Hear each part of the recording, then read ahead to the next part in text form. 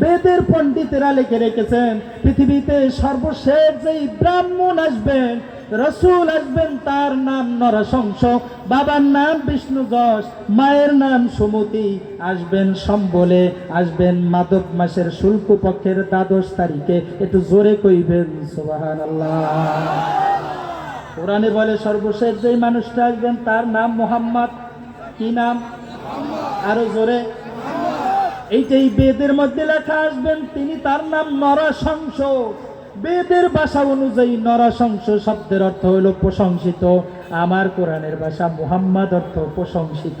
তার মানে আমার কোরআনের ভাষাটাই নকল কইরা তোমার বেদের মধ্যে লিখেছে। আসলে দুঃখজনক হলেও সত্য, আজকের ছোট ছোট বাচ্চাদেরকে মুসলমানেরা কোরআন পড়ায়, কিন্তু হিন্দু ধর্মের বুড়া হইয়া গেলেও তাদেরকে বেদ পড়ানো হয় না। কারণ বেদ পড়াইলে আসল ঘটনা যায় না, একজনও আর হিন্দু থাকবে না, মুসলমান হইয়া যাবে। ঠিক কিনা? আপনাদেরকে কইলে আপনারা বলবেন হুজুর মানুষ আপনি এই কাজটা করলেন। আমি মাথা কথা বাইর দেয়, এরপরে মন্দিরে গিয়েছিলাম দেখার জন্য। একদিন সারা রাত ছিলাম, কি করে শুধু ঢোল তাবলা পিঠানো ছাড়া আর কোনো কাজ করে বলে আমি দেখিনি। কথা বলেন না কেন? আপনারা এই কোরআনের মাহফিলে এসে সন্ধ্যা থেকে এই পর্যন্ত কি কি শিখলেন? শিখলেন তেলাওয়াত, শিখলেন সঙ্গীত, শিখলেন হামদে বাড়ি তাআলা, এখন শিখতেছেন কোরআনের তাফসীর। তার মানে কোরআনটাকে আপনাদের সামনে স্পষ্ট করে তুলে ধরার জন্য যার যা সাধ্য আছে, সাধ্য অনুযায়ী আপনাদের সামনে চেষ্টা করে। কিন্তু হিন্দু ধর্মের বেদের মধ্যে কি আছে আজও পর্যন্ত কোনো হিন্দুরা প্রকাশ করেনি। কারণ কি? তার বেদের মধ্যে লেখা আসবেন নরশংস। নরশংস অর্থ হলো প্রশংসিত, যেটা কোরআনে পাই মুহাম্মদ, মুহাম্মদ অর্থ প্রশংসিত। তার মানে কোরআনের ভাষা আর তোমার বেদের ভাষা একই হয়ে গেল। এই বেদ যদি হিন্দু ধর্মেরা জানে, মুসলমান হয়ে যাবে। তোমার বেদের মধ্যে লেখা যিনি আসবেন তার বাবার নাম বিষ্ণু যশ। বিষ্ণু যশ অর্থ প্রভুর গোলাম।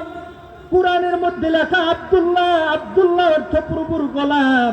তার মানে কোরআনের ভাষা তোমার বেদের ভাষা মিলে গেল। তোমার বেদের মধ্যে লেখা যিনি আসবেন তার মায়ের নাম সুমতি। সুমতি অর্থ শান্তি।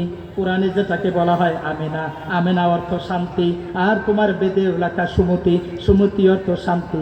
তার মানে কোরআনের ভাষা আর বেদের ভাষার ব্যতিক্রম নাই। তুমি জানাও না কেন, যদি জানতে পারে মিলে গেছে, তখন আর একজন হিন্দু খুঁজে পাওয়া যাইবে না, সব মুসলমান হবে। ঠিক না? তোমার বেদের মধ্যে লেখা যিনি আসবেন তিনি আসবেন মাধব মাসের শুল্ক পক্ষের 12 তারিখে। মাধব মাস শব্দের অর্থ হলো বসন্ত মাস। শুল্ক পক্ষ অর্থ প্রথম পক্ষ, 12 মানে 12। এইটাই কোরআনে বলে রবিউল আউয়ালের 12 তারিখে আসবে। মাধব মাস মানে বসন্ত মাস, বসন্তের আরবি হইল রবিউল। প্রথম অর্থ হলো আরবি হলো আউয়াল। রবিউল আউয়াল অর্থ হলো মাধব মাসের শুল্ক পক্ষ। 12 তারিখ মানে 12 তারিখে। কোরআনের ভাষায় মুহাম্মদুর রাসূলুল্লাহ বসন্তের রবিউল আউয়ালের 12 তারিখে মানে 12 তারিখে পৃথিবীতে জন্ম নেবেন মক্কা নগরীতে। মায়ের নাম আমিনা, বাবার নাম আব্দুল্লাহ, নিজের নাম মুহাম্মদ। তোমার বেদের ভাষার সঙ্গে সরাসরি মিলে গেল।